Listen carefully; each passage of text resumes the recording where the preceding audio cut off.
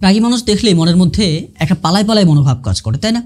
সত্যিই তো, রাগী মানুষ কার ভালো লাগে? যার সাথে মন খুলে কিছু শেয়ার করা যায় না, সবসময় কেমন গোমরামুখ হয়ে থাকে, পরিবেশটাও কেমন ভার করে রাখে। আর রাগী মানুষ না পরেও ভারী বিপদে।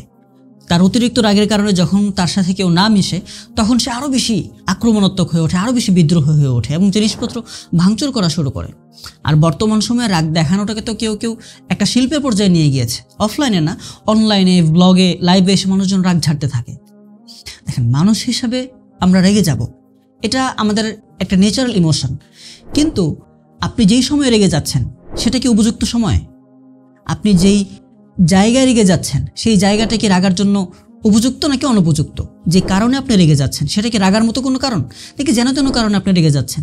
এই বিষয়গুলো ম্যানেজ করতে পারা খুবই গুরুত্বপূর্ণ, এবং যারা অ্যাঙ্গার ম্যানেজমেন্টে যত বেশি পারদর্শী সে তার জীবনে তত বেশি সফল হয়। অ্যাঙ্গার ম্যানেজমেন্ট যে যত বেশি পারদর্শী মানসিকভাবে, সে তত বেশি পরিপক্ক, সে তত বেশি ম্যাচিউরড। রাসূল সাল্লাল্লাহু আলাইহি ওয়াসাল্লাম তো সেই কথাই বলেছেন, লাইসা শাদীদু বিসুরআহ, শক্তিশালী সে না যে রেসলিংয়ের সময় প্রতিপক্ষকে পরাজিত করে ফেলতে পারে। ইন্নামা শাদীদুল্লাযী ইয়ামলিকু নাফসাহু ইনদাল গাদব, বরং শক্তিশালী হচ্ছে সে যে রাগের সময় নিজেকে নিয়ন্ত্রণ করতে পারে। সেই জন্য রাগের সময় আপনি কিভাবে নিজেকে নিয়ন্ত্রণ করবেন সেরকম 6টা স্টেপ আজ আমরা আপনাদের সাথে শেয়ার করব। স্টেপ নাম্বার 1, আপনি সাথে সাথে ওযু করে ফেলুন, কারণ আপনার ওযুর এই ঠান্ডা পানি রাগের আগুনকে কমিয়ে ফেলবে।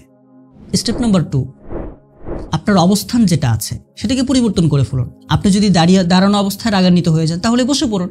বসা অবস্থায় যদি আপনার রাগ ওঠে তাহলে আপনি শুয়ে পড়ুন। Step number 3, just stop. আপনি কোনো কিছুতে রিয়েক্ট করবেন না, না কারো কথায় না কারো কাজে। স্টেপ নাম্বার 4, আপনি রিভার্স ক্যালকুলেশন করতে পারেন, অর্থাৎ উল্টা গণনা করতে পারেন যে 99, 98, 97, 96, 95, 94, 93।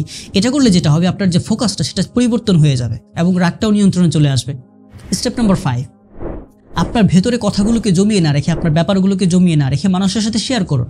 তাতে করে তাদের পরামর্শের মধ্যে থেকে আপনার জন্য একটা ভালো সলিউশন বের হয়ে আসতে পারে এবং আপনার রাগটাও নিয়ন্ত্রণে চলে আসবে।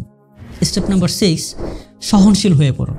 সহনশীল হলে খুব সহজেই আপনি রাগ নিয়ন্ত্রণে রাখতে পারবেন এবং যেন তেন কারণে যেখানে সেখানে আপনি রাগান্বিতও হবেন না।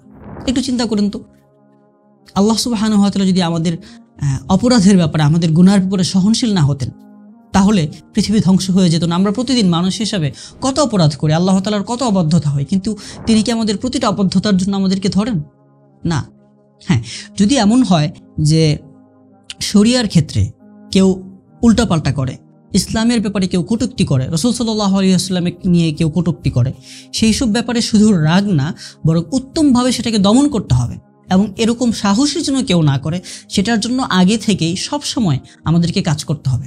রাসূল সাল্লাল্লাহু আলাইহি ওয়াসাল্লাম এমনই ছিলেন, তিনি নিজের পার্সোনাল ব্যাপারগুলোতে অনেক বেশি ছাড় দিতেন, ক্ষমা করে দিতেন, কিন্তু ইসলামের ব্যাপারে এক চুল পরিমাণ তিনি ছাড় দিতেন না।